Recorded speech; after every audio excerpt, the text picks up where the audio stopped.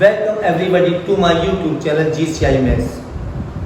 Children, आज इस video में हम क्लास 9 नंबर सिस्टम की बेसिक समझेंगे। ठीक है, क्लास 9 चैप्टर 1 नंबर सिस्टम।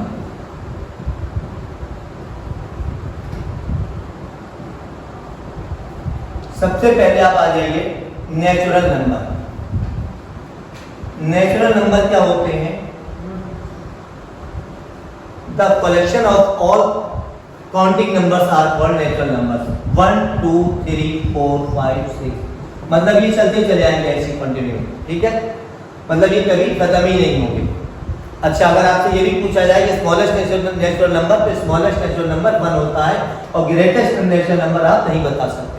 ठीक है, अब आ जाइए number 2 whole numbers. Whole numbers में जीरो भी आ गया।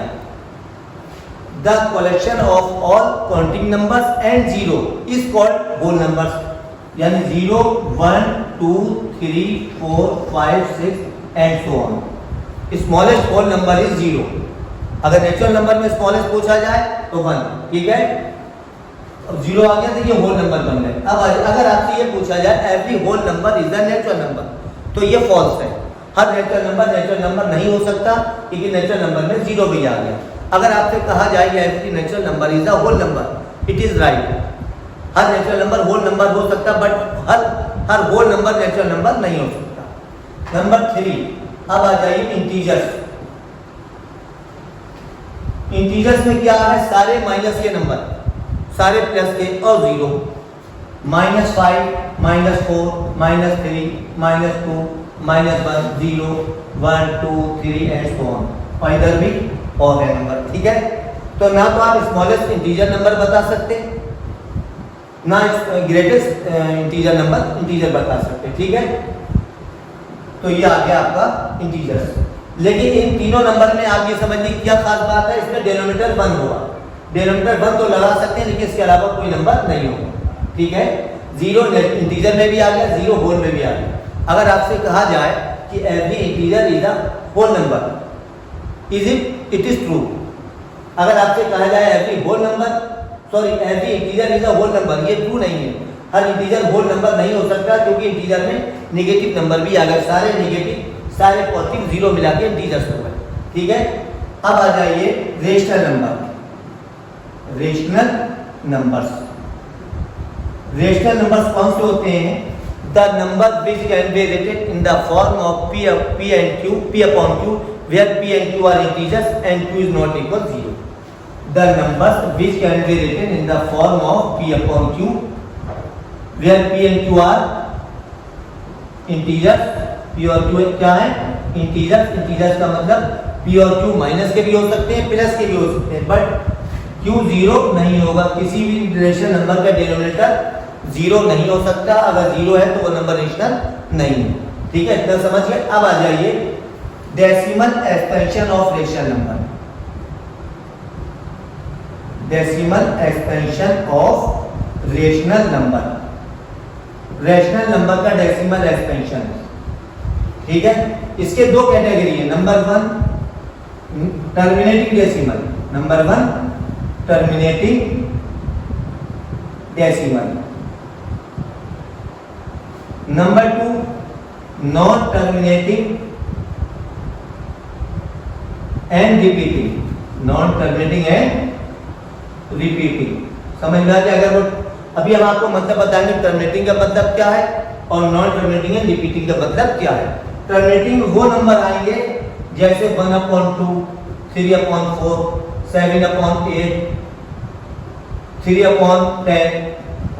इसकी पहचान क्या है? जिसके डिनोमिनेटर में 2 होगा या 5 होगा या 2 5 दोनों होंगे, वो नंबर कहलाएंगे टर्मिनेटिंग। देखिए, अब जैसे जिसके डिनोमिनेटर में 4 है, आप कहते हो कि इसमें 4 भी आ गया, तो 4 के फैक्टर अगर आप करेंगे तो 4 के फैक्टर जो होते हैं 2 × 2 होते हैं। किसी की इसके डिनोमिनेटर में 2 आ जाए या 5 और 2 कितने ही टाइम्स आ जाए, इसकी कोई लिमिट नहीं है, तो ये टर्मिनेटिंग कहलाएंगे। टर्मिनेटिंग का मतलब क्या होता है ये भी समझ लीजिए।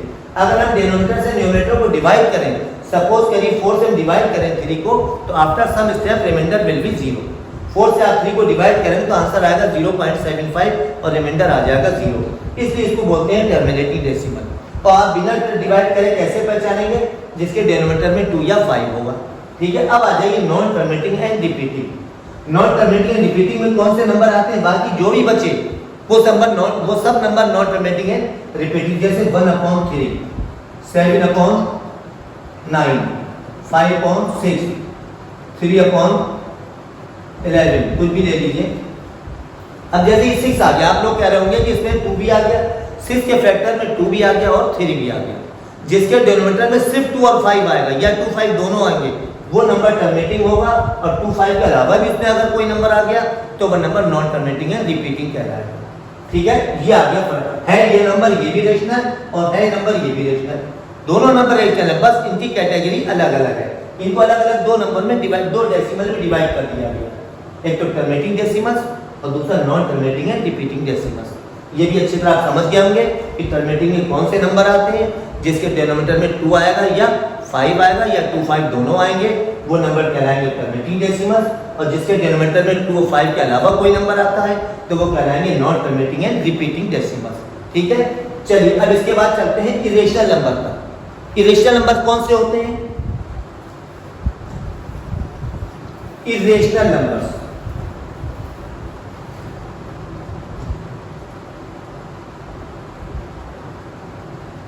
नंबर सिस्टम में सिर्फ इन्हीं 2 नंबर का खेल है, रेशनल और इरेशनल। इरेशनल नंबर से वो नंबर आते हैं जो नंबर P/Q की फॉर्म में नहीं लिखे जा सकते।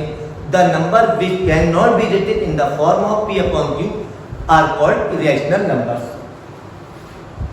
ये सारे रूट के नंबर √5, √7, √3, बट √4 नहीं हो सकता क्योंकि √4 को हम सॉल्व करके इसका आंसर 2 आ जाएगा जो कि इरेशनल हो गया।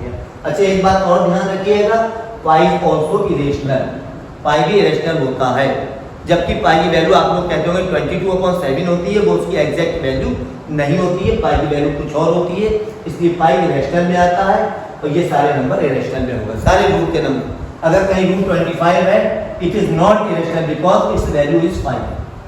ठीक है, तो जो नंबर रूट में रहेगा वो नंबर इरेशनल कहलाएगा, जो नंबर रूट में नहीं है वो रेशनल है। अब आ जाइए इसका decimal expansion. Decimal expansion of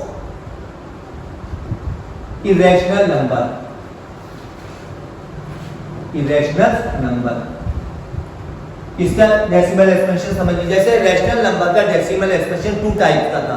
number 1 decimal terminating decimal, number 2 non terminating and repeating. और इरेशनल नंबर्स में डेसिमल एक्सपेंशन एक ही होता है, नॉन टर्मिनेटिंग